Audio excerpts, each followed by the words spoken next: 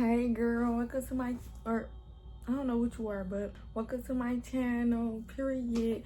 Today's video, I'm going to be doing what I'm going to do, I'm going to be smoking and we're going to be reading some Reddit stories because that's what I'm going to do. I got my handy dandy fat laptop right here because I want to read these stories and yeah, maybe I could put the words right over here.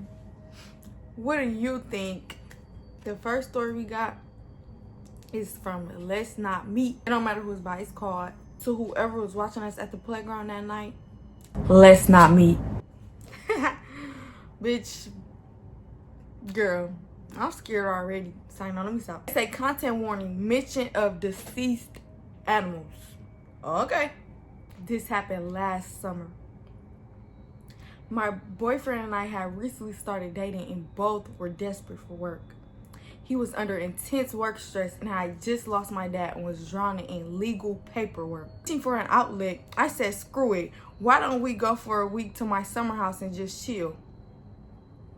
Oh, girl, I thought they said they was going through financial troubles. I was gonna be like, how the fuck you got a summer house, bitch, but you going through financial troubles, bitch? But anyways, we would still have our responsibilities, but at least we be together. I know that's right, girl. The house is in a tiny remote village, empty in summer. I live in orange trees for miles. It's about 20 minutes from the sea, perfect for two overstimulated 20-year-olds to exist in limbo for a couple of days. The house sits across from the village square, an old school building in the middle, a playground to the left, and an open space. They host a yearly festival. Growing up, my parents could watch us play from the balcony. I gotta zoom this in, girl. I don't got on no glasses, okay? Behind the square, down a slight incline, there's a small olive orchid in the electric building that powers the light of the square. The layout becomes important later. So let me reread this since it's important. Behind the square, down a slight incline, there's a small olive orchid in an electric building that powers the light of the square. I don't know what the fuck that means. On our second night, close to midnight, we decided to go sit on the swings. Something I always wanted to do since I was a kid. The square was empty, naturally peaceful even. After a while, we got bored and we moved to a small play structure with a slide further back in the playground, closer to the school. The light there had gone out, leaving the area dim but still visible. I was facing the direction of the olive orchid in the electric building. My boyfriend was facing my house. I glanced over my shoulder and noticed my aunt's porch light. Her house is next to ours, turned off. Bitch, maybe it was your auntie, ho. When it's on, it usually means someone's sitting in the yard, probably in our direction as their house also faces the playground. I remember thinking we finally had some privacy. About 10 seconds later, every hair on my body stood on end.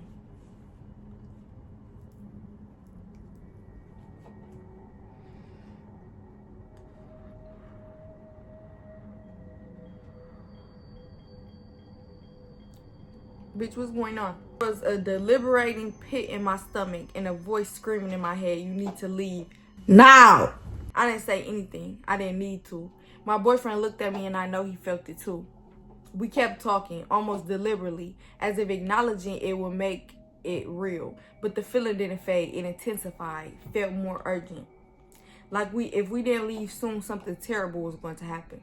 Whatever this feeling was, it wasn't coming from the direction of my house. It was behind the school, near the electric building, maybe in the trees.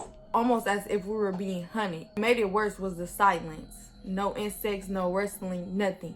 Y'all ever hear stories about how if it's a skinwalker, it don't be no noise or nothing. It be the whole forest get quiet. Oh, ho, we know what the fuck was coming for y'all. Oh, bitch, I would have been out there. I would have been in the house. You hoes gotta go. First arrived, there was a breeze, light rustling in the grass. Now nothing but defining silence.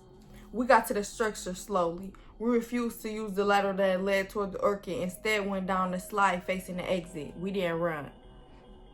I didn't stop looking over my shoulder until we reached the street. Entire time fearing that my eyes would meet someone else's in the darkness. What the fuck y'all outside in the dark for anyways? Only once we were inside did we talk about it. We described the same gut-punchy feeling, the same location, the same urgency. Neither of us had seen or heard anything, and somehow that made it worse. That was your intuition. Listen to that motherfucker. It's there for a reason. I have dogs. They were barking. And don't look at my hair. And didn't nobody tell me that I was actually okay. Fuck. Where was we at? I found it extremely weird how quickly after I saw my aunt's lights turn off, I felt in danger, as if someone knew there was no one who could save me watching anymore. That could be the paranoia talking, but it all didn't and still doesn't sit right with me. The next day, shaking but was trying to be rational, we went on with our plans. Cooped up from staying home all morning, we decided that evening to have dinner in a nearby mountain town. We were gone no longer than 3 hours. When we got back, my boyfriend parked on the incline of the driveway. I walked ahead to open the garage gate. I didn't see it until I was almost standing over. There at the end of the incline to my driveway lay a motionless cat on a drain placed directly in front of the entrance. No blood, no sign of impact, just wrong. I froze. My boyfriend immediately moved in front of me, got me inside, and locked everything. He grew up in the countryside and later told me it didn't look like roadkill and the cat appeared to have died hours earlier. Maybe even somewhere else entirely. First of all, I got a cat. Don't fucking play with no cats. Don't kill the cats to scare somebody. That's fucked up. I've been told cats usually hide when they're nearing death. If it was a roadkill, the absence of blood or impact made little sense. This felt almost deliberate. I've never encountered a dead animal before, so I'm not sure. The cat remained there until the next night, when we came home from dinner and it was gone. Nothing else happened after that. We stayed the rest of the week and we have been back since then, but I've never felt that fear there again. Although I always look at the playground expecting to see something, there's nothing ever there. I think about how sudden it was, how primal, how both of our bodies reacted before our minds had time to catch up. And it's always like that. That's why you believe your gut and trust your gut. Trust your instinct. Trust it always. I don't know if someone was watching us or if someone wanted us to know that they had been. Either way, to whoever or whatever was near that playground that night, let's not meet again. Y'all motherfuckers should never been out there at nighttime in the first place. That's number one. But I don't know if it was nighttime or not, but she said something about in the darkness, so that's off guessing it was nighttime. But also, a creeperton ass motherfucker should be creeping on y'all. But at least y'all followed y'all guts and y'all left shit. Got out of there. Cause me, I felt that pig girl, I would have been running. They told me they didn't run. Boy, I would have ran, boo.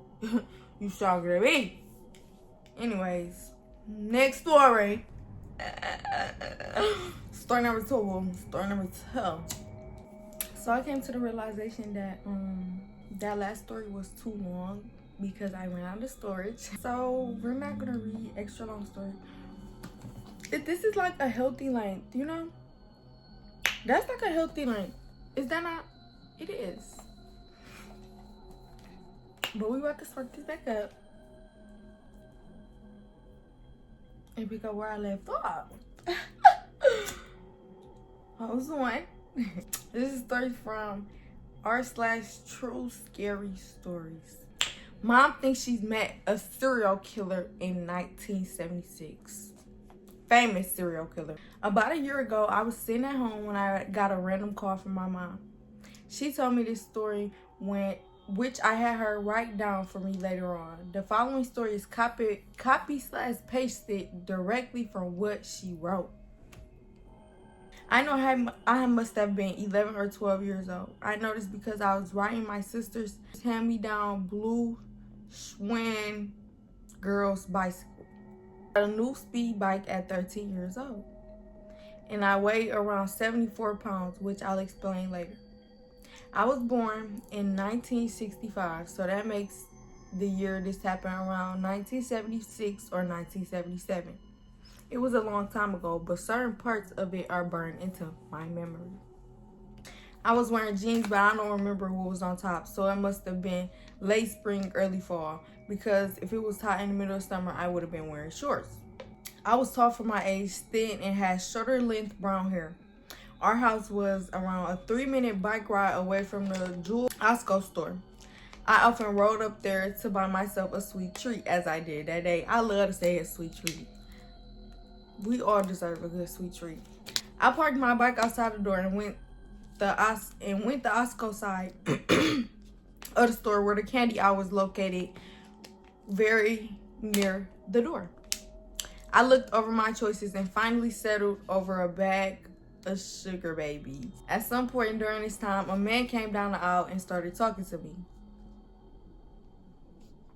I was naive and shy and raised to never say no to adults, so I just quietly turned away and walked down to the opposite end of the aisle and turned back into the green car aisle. He followed me and maneuvered in front of me. I don't remember everything he said, but I do remember him saying he could guess my weight and asked if he could prove it to me. Of course, I shyly said okay. He reached behind me, putting his hands between my legs and lifting up my butt. What the fuck? He guessed 74 pounds and he wasn't that far off. Things didn't feel right, but I couldn't find myself to protest. That's when you teach your kids, oh, the adult is always right. Listen to the adults. You don't say no to adults.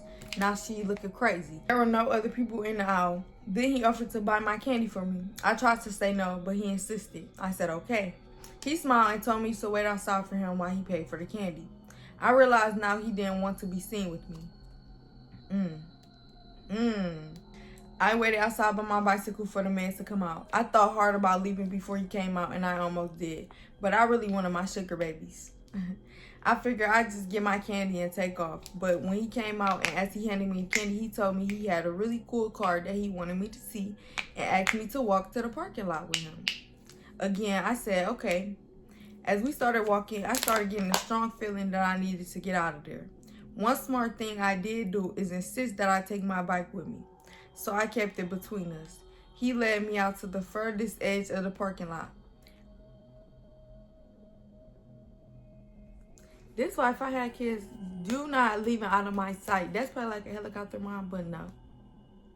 I don't care. You're not leaving out my sight. Beyond that was just empty field. No buildings, no roads. His car was parked so that the passenger door faced away from the store. The car was a Volkswagen Beetle, beige or tan in color and in good condition. Maybe new. I stopped and looked at it, but kept my distance. He opened the passenger door for me to see in. I smiled and nodded obediently. Then he asked me if I wanted to sit in it. No, bitch. Alarm bells ringing in my head. I told him that my mom was waiting for me to get home and I better go. In a nervous battle. I was surprised and relieved when he didn't object. He said okay and goodbye. I jumped on my bike and left him standing there. I pedaled fast as I could and I didn't look back. When I got home, I sat in the recliner on our living room and ate my candy, thinking about what happened. I did not tell anyone. I guess I was afraid. Afraid that what I thought just happened didn't really happen. Afraid I would get in trouble for not handling it right. Afraid of making my parents mad or scared or whatever. I didn't want the attention, so I didn't tell anyone ever until I was in my 40s. I finally told my mom and I regretted it because she cried. The only description I can give of the man is vague. One reason is because I was shy to look him straight in the face. And he was very average height, average weight, not really young, but not old. White skin, maybe brown hair, but not too dark. I don't remember what he was wearing. I wish I had told that authorities were notified, because even if it wasn't Bundy, it was a creep on the prowl for young girls, and I'm sure he eventually found one or more that didn't ride away on her blue Schwinn girl's bike.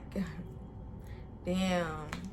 My mom called me and told me this story randomly about a year ago because she was watching a Dr. Phil episode about Ted Bundy. Just casually watching when they showed a picture of Bundy's tan Volkswagen Beetle, and her heart sank because she recognized it. That was the first time she made the connection that the creepy man from Jewel/Osco may have been Ted Bundy. I've done some research trying to figure out if it could have been in Illinois Moline area where my mom grew up around that time, but it's hard without more details. That's crazy, girl. Imagine if you really did meet Tanner Bundy. At least you wasn't naive enough to get in his car and leave him. Whoever that was, even if that wasn't Ted Bundy, that was some creeperton ass creeper trying to prey on little ass girls. You a weirdo. But on to the next story. Story number 3. We're gonna light this bad boy back up one more time. And daughter disappeared. So I have a second cousin who has been married to his wife for about 20 years. About 7 years ago, I went to the family reunion that he, his wife, and their 2 daughters were at. At one point, I was watching all of the kids, including my own. His daughters' names were Hannah and Haley. I spent time with those girls. I took them fishing. My daughter remembers both of them because she was the older cousin. About 2 years later, I saw a post on Facebook that they taking Hannah to Disney World. I was confused because I was like, where is Haley? I have seen and taken pictures of her. My daughter remembers her. They posted lots of posts where they were doing stuff with Hannah. So naturally, I asked about Haley, and they both said that they did not have a daughter named Haley. I remember having a conversation with my cousin's wife about the spelling of their daughter's name. So I went back into my Google Photos to see if I could find any pictures of Haley, and she was not there. My daughter had pictures of her on her phone as well, and she was freaked out because they were gone. Like the pictures were still there, but Haley was not in them. No one else in the family remembers her, even though some of the pictures were of aunts and uncles and cousins with her. It's like somebody photoshopped her out of all the pictures. I'm scared. I am so confused. Like, what happened to her? How does this child not exist that I remember fishing with? I even asked multiple family members if they knew any child named Haley, because I thought, well, maybe she was somebody else's kid. No one knows who she is, and even my mom states that she does not remember the name. What the hell? Bitch, what? Hell no, cuz. Sign, I was just playing, but